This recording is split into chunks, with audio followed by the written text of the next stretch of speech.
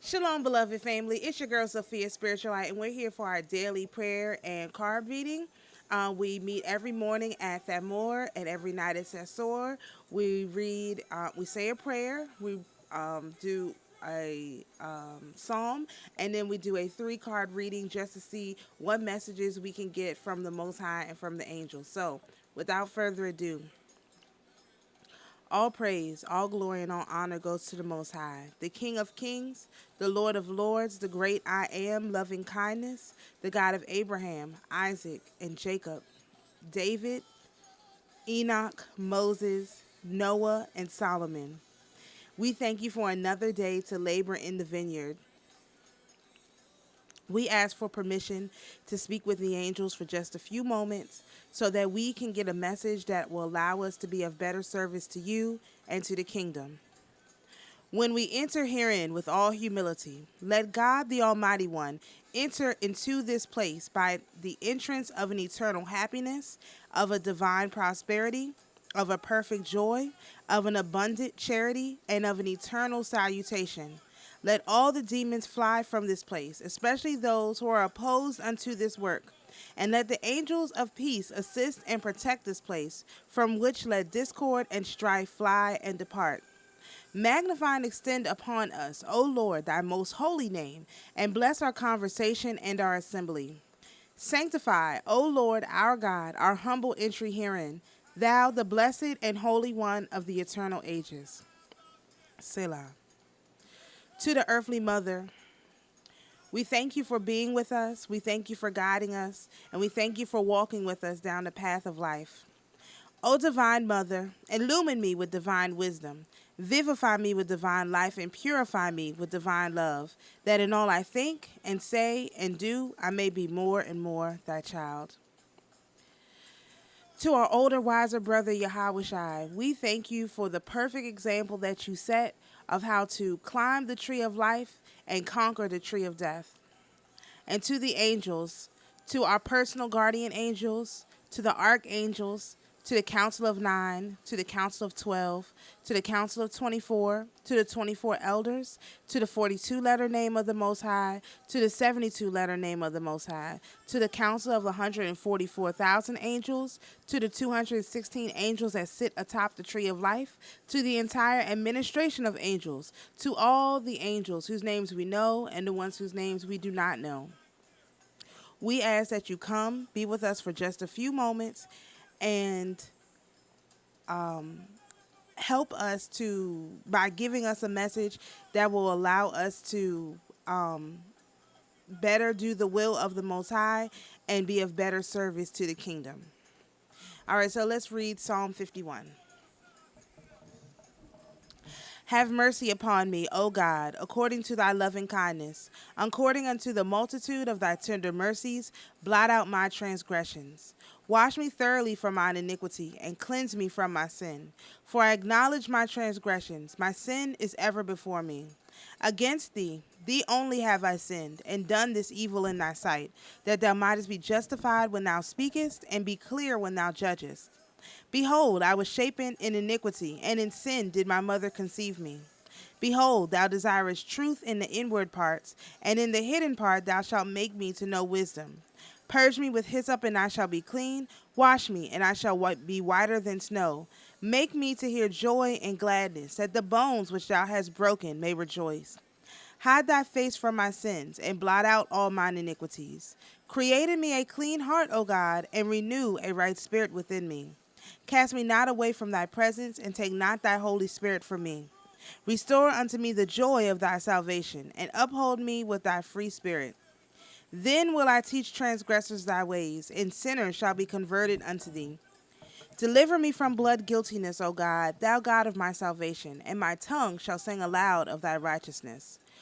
O Lord, open thou my lips, and my mouth shall show forth thy praise. For thou desirest not sacrifice, else would I give it. Thou delightest not in burnt offering. The sacrifices of God are a broken spirit, a broken and contrite heart, O God, thou wilt not despise.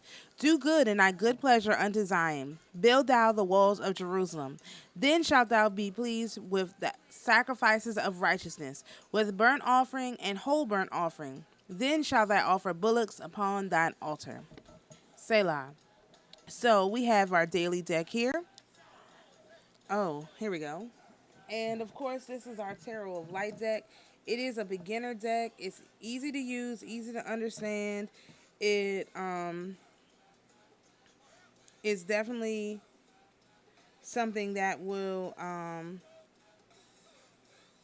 be useful to you if you're a beginner or intermediate alike. If you, of course, you can get this on the website. This is just one of the little things that I offer, okay? All right, so we have our cards here. All praise, all glory, and all honor go to the Most High, the King of kings and the Lord of lords, the great I am, loving kindness, the God of Abraham, Isaac, and Jacob. We ask for permission to speak with the angels again for just a few moments so that we can get some messages that will help us to be of better service to you and to the kingdom. To the Holy Mother, we thank you for always being with us and guiding us down the path of life. We acknowledge our older, wiser brother Yahushua and his perfect example, and of course to all the angels whom we've already called in. We ask that you give us a message that's clear, that's easy for us to understand, that's easy for us to apply, and that will allow us to know what's going on in a very timely fashion. We, once you fulfill the covenant with us, of course, we will let the Most High know so that you are given credit for the work that you do here with us. We are tremendously grateful for everything that you do for us, and although we do have a long way to go, I hope that our efforts to acknowledge you all and the vital role that you play on this planet are being noticed, and I feel that they are. So we just wanted to say that.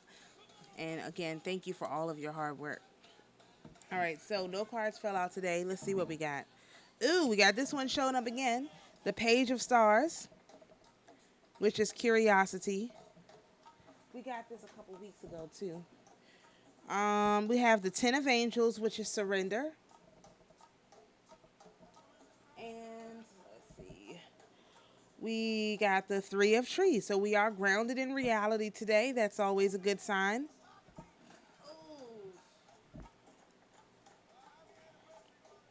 All right, so let's do our fake zoom here. I'm trying. I actually remember today. There we go. Let me slide this over a little bit. Boom. Okay, so let's see what we got. Page of Stars, which is curiosity.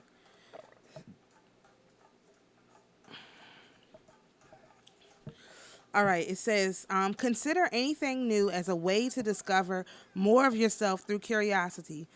Intuition expands as you adjust and adapt your energy to new ways. The Page of Stars reveals that you are entering a period of fresh optimism and curiosity in relation to creative interests such as writing, drawing, or dancing. It may also relate to invention or a business venture. A past attempt might have been clumsy, but it was a start, and now you can be sure of your footing. There's no such thing as failure, but there are clarifying moments of learning and improvement. Progress is a process. Play with ideas and let your desire know what's in, over, and beyond. Be stronger than your fear of failure or the unknown. Don't let others turn you away from your loves. And this correlates with the Page of Wands, a faithful and loyal person, emissary, good intentions, and consistency.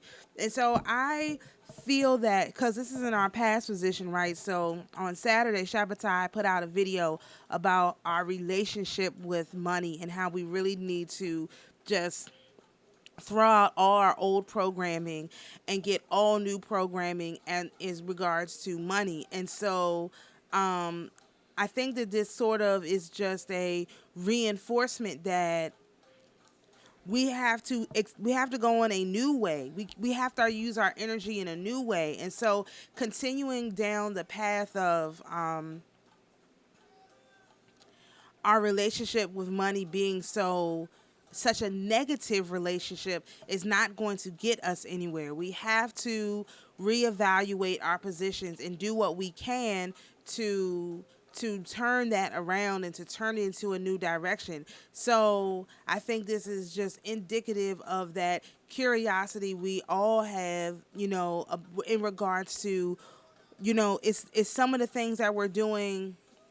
Is it programmed into us, or is it or is it natural? So what do I mean by that? So I started this stuff with the pendulum like less than a week ago, and not only did I get it to work on the first try, I have found that my personal relationship with my angels and the other spirits has gotten really strong really fast because I can get answers for things instead of fumbling around. Like the cards are good.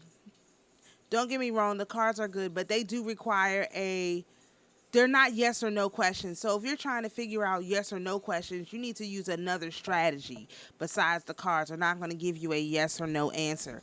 However, if you use the cards in conjunction with the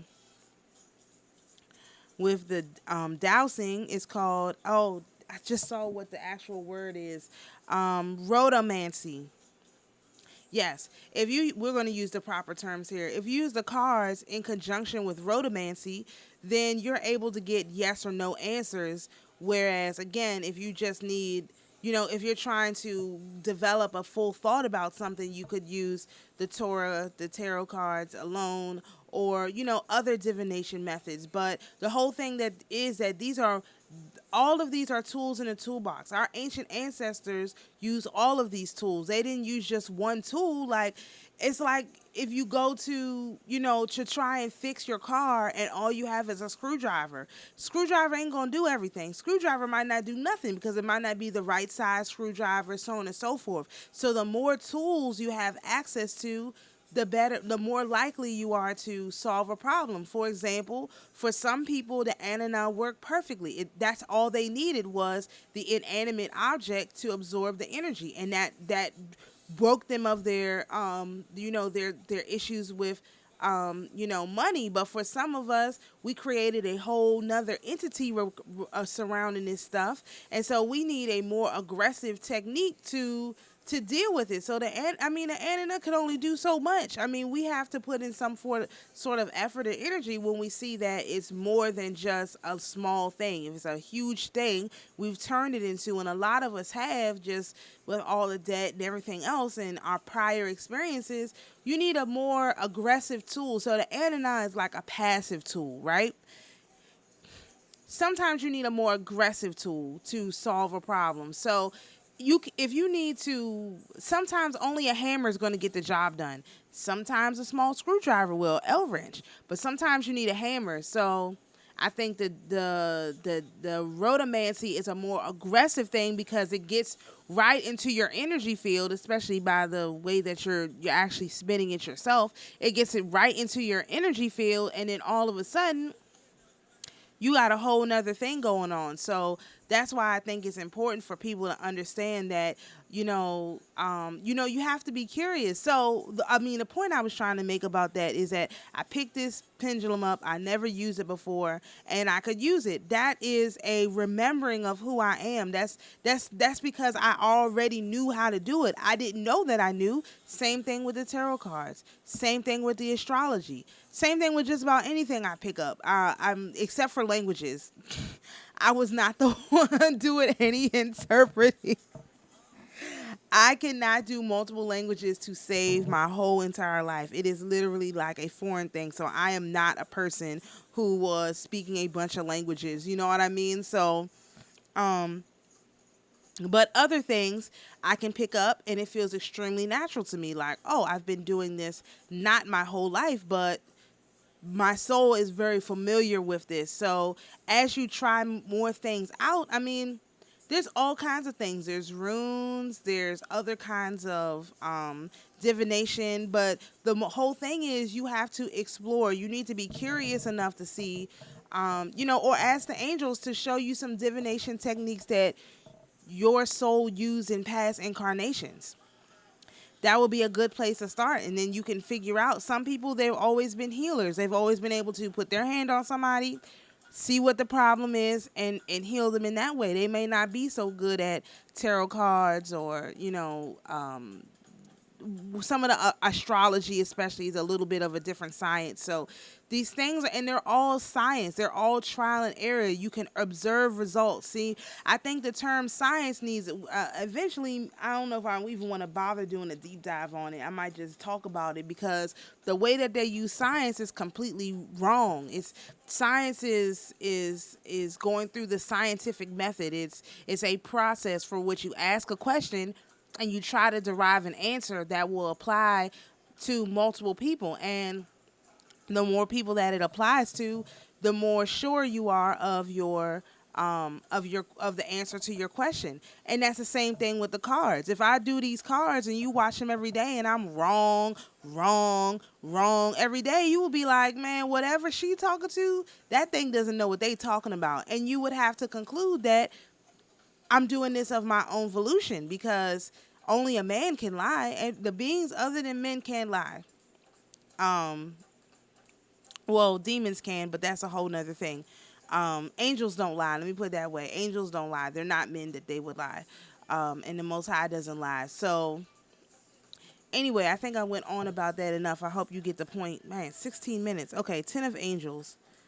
I have no idea what I just said. I'm going to have to go back and listen to that. Seems like it was important. All right, this says surrender. Things aren't always what they seem. A difficult situation is a blessing in disguise. 10 of angels points to an unexpected situation. The effort of pushing against something unwanted has left you exhausted.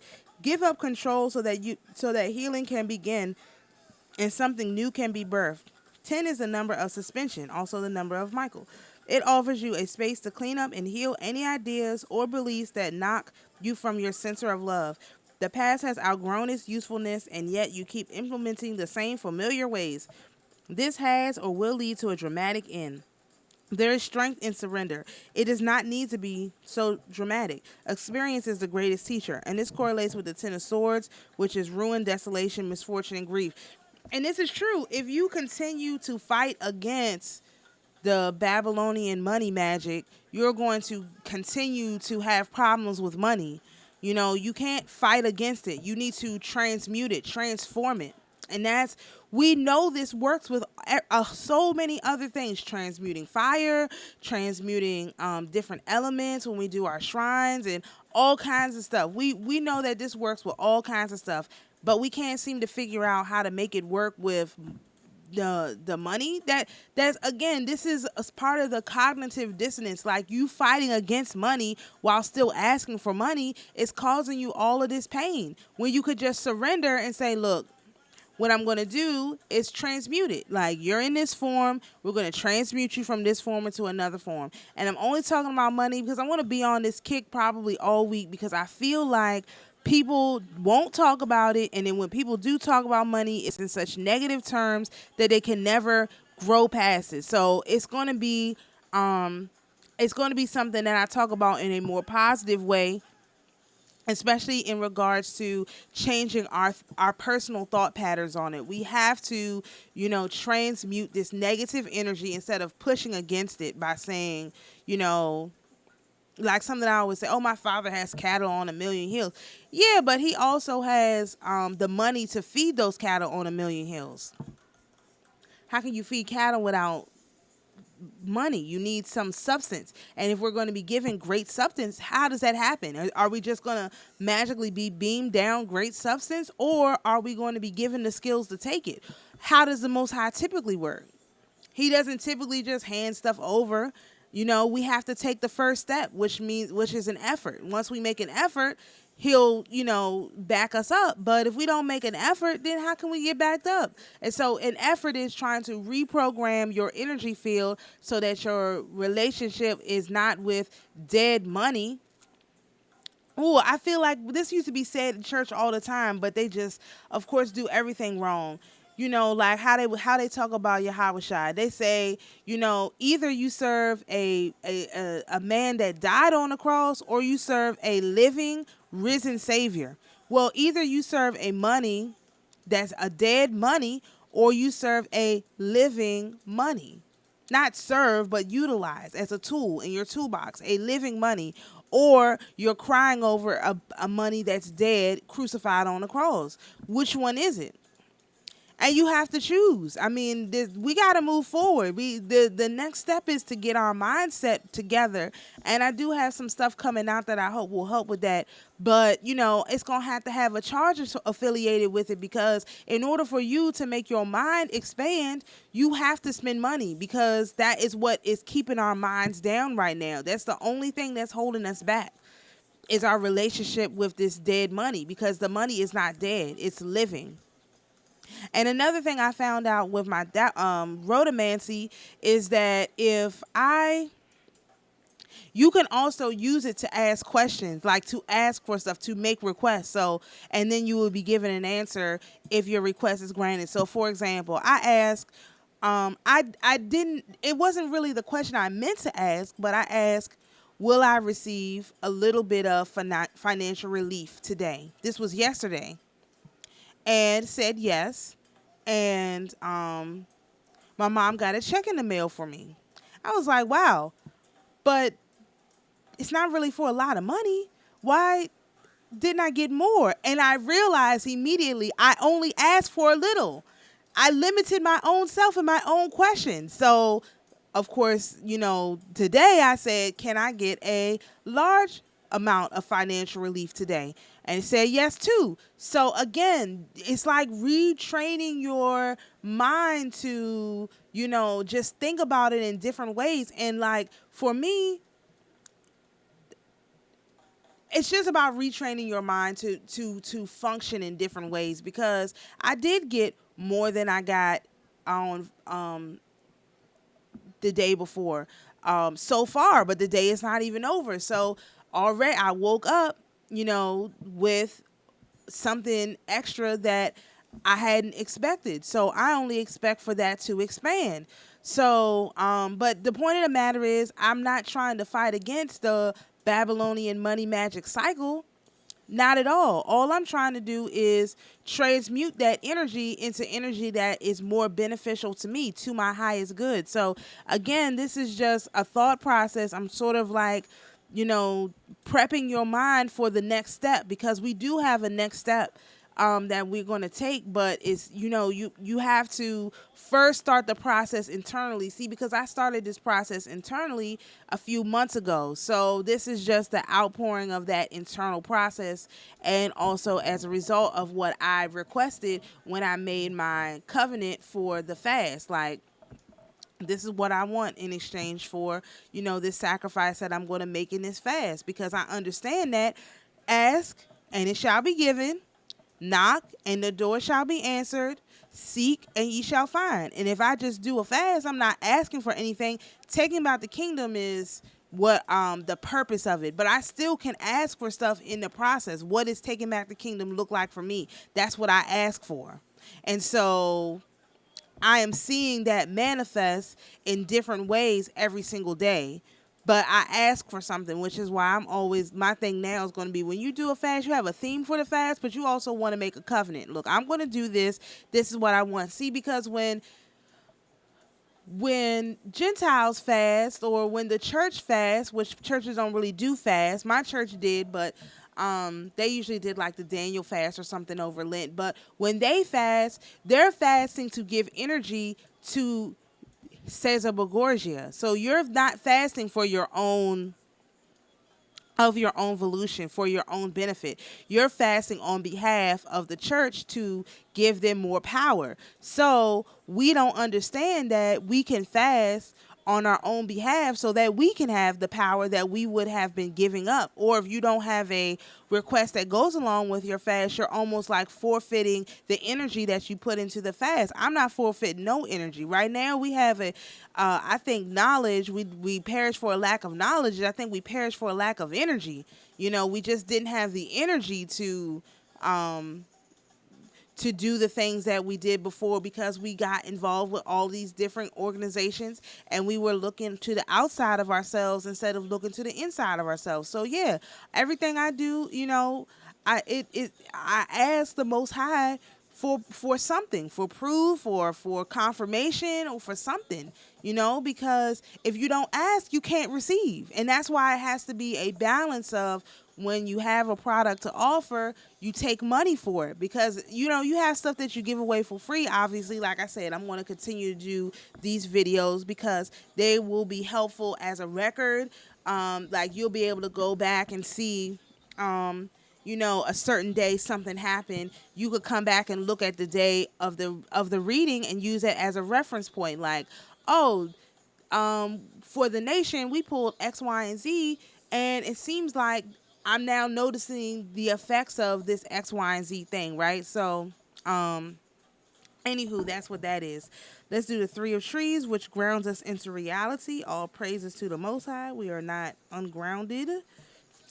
And that says dedication. Concentrate on bringing excellence to everything you do. Exactly. Be proud of all that you do, from a lucrative deal to washing dishes. The Three of Trees compels you to refine your skills. You are good at many things, but branching out into too many areas will diminish your accomplishments and success. If you keep going down this path, nothing will ever feel good enough to satisfy you. Know your worth, hone your skills, and play your strengths. Think of yourself as an artist. Your life is a masterpiece in progress, and every endeavor is a brushstroke building on the last to create something special. Concentrate your efforts, master the details, and know your dreams are possible. And this correlates with the Three of Pentacles, which is dignity, mastery, artistic ability, and perfection. And this is our card for Lavana. So I think that first of all, this is the same card that we got for our first 10 days of the fast.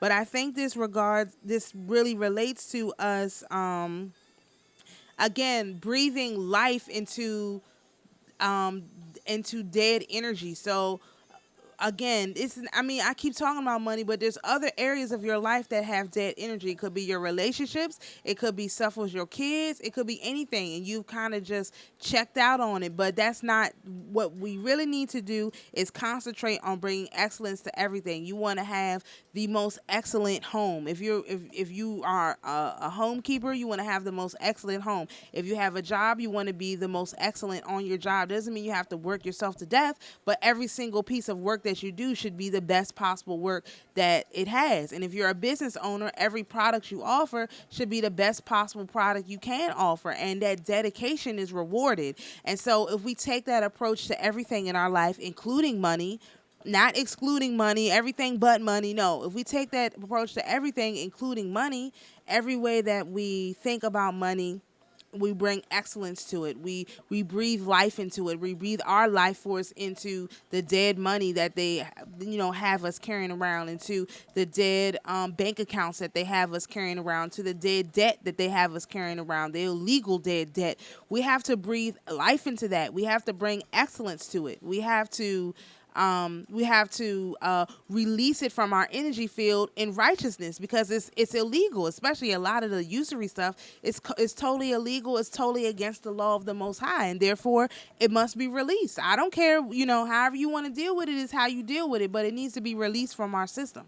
We should not be, we're not responsible for that, because it's the usury that's involved. And so if you want to, again, build yourself up around that, that would be a good idea, just to, at least for right now, just try and change your thinking about it. And as you change your thinking, you will be able to change more. The more change will come, but you have to be dedicated to this new way of thinking, and you can't let people drag you back down into their way of thinking about things, or you have to bring them up to how you think about it. And so maybe you do have to, like me, talk about it and talk about it and talk about it until people raise their frequency related to it. And I know just putting it out here on the ley line is going to raise the frequency, but we have to really, in order to blow their system out, we have to raise the frequency on their dead money so high that the money can't even stay in their possession. There's a lot of ways to get rid of the Gentiles, and the number one way is to take their money.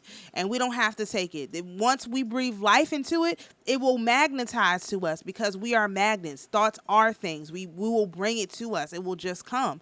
But until we change our until we change our relationship with how we think about it, how we look at it, and we don't look at it as a dead thing in our pockets, but a living thing. Everything else in your life is dead. Your job is dead. Your family is dead, because it's like a poison. It's the fruit from a poisonous tree. If you have, or what's there's a parable I know about, a bad apple amongst good apples. It rots the whole bunch. Maybe it's not a parable, but it's a saying. If you have one rotten apple, spoils the bunch, and that's true. You can't have a barrel full of good energy within yourself about everything else, but you got this one rotten apple regards to the Babylonian money, and instead of saying, let me transmute this energy related to this Babylonian money, I'm going to just let that apple sit there and rot. It's going to ruin your whole life. I know from personal experience. This is what happened to me. This is a personal thing for me. Like, this is what I'm experiencing right now. I can clearly see it.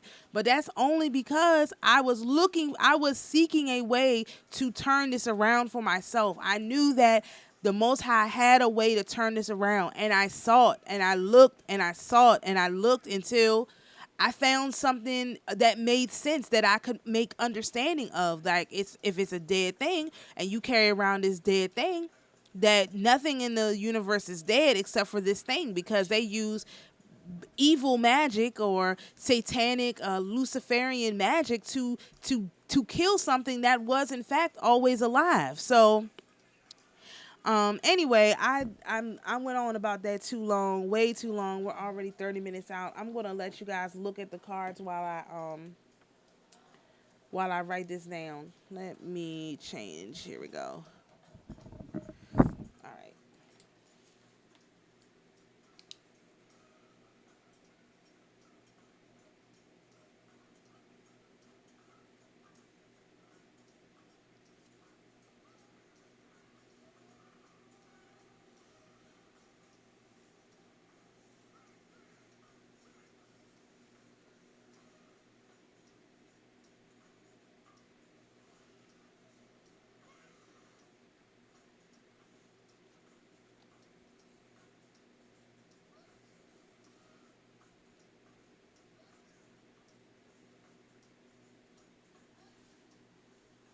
All right, we're going to do the blessing of the Sephirot. Let me just, oh my goodness.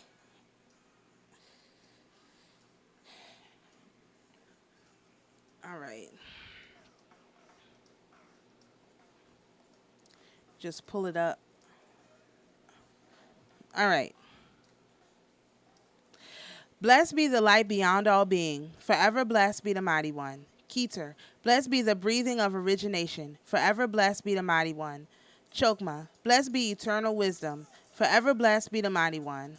Bina. Blessed be omniscient understanding. Forever blessed be the mighty one. Chesed. Blessed be perpetual compassion. Forever blessed be the mighty one. Gavora. Blessed be almighty justice. Forever blessed be the mighty one. Tiferet. Blessed be transcendent beauty. Forever blessed be the mighty one. Netzach. Blessed be unceasing victory. Forever blessed be the mighty one. Had. Blessed be surpassing glory. Forever blessed be the mighty one. Yesod. Blessed be infallible foundation. Forever blessed be the mighty one. Malchut. Blessed be all life throughout the kingdom. Forever blessed be the mighty one. All praise, all glory, and all honor go to the Most High, the King of kings and the Lord of lords, the great I am, loving kindness, the God of Abraham, Isaac, Jacob, David, Enoch, Moses, Noah, and Solomon. We thank you for allowing us to speak with the angels for just a few moments. We would like to report that they gave us a message that was clear, that was easy to understand, that was easy to apply, and that will allow us to further advance up the tree of life. To the Holy Mother, we thank you for being with us. We thank you for walking with us. And we thank you for guiding us along the path. We acknowledge our older, wiser brother Yahushua and the perfect example that he set. And, of course, to the angels, you guys are doing a great job. We appreciate your hard work. And as we promised, we did let the Most High know that you fulfilled the covenant with us. And we are, again, eternally grateful for all of your hard work. Let God be praised in the beginning and in the end, who supplicates him, He will neither despise nor refuse. God above us, God before us, God possessing all things. May the Father of heaven grant us a portion of mercy. Baruch Shem Kavod Malchuto Lo Olam Vayed. Blessed be the name of his glorious kingdom throughout eternity. Ha Rashaman Hu Yashazir Lanu Avodat Biet Hamikdash Limkoma Bimhira Biyamanu Omen Omen Omen and Selah. May the merciful one restore unto us the service of his holy temple to its place speedily and in our days. Amen, amen, amen, and Selah. To the spirits who are here with us, you're invited to go in peace. To my beloved viewers, you're invited to be at peace. And always remember, the Most High is your peace. Shalom, everyone. We'll see you for the reading tonight at Thamur. Or Sassor.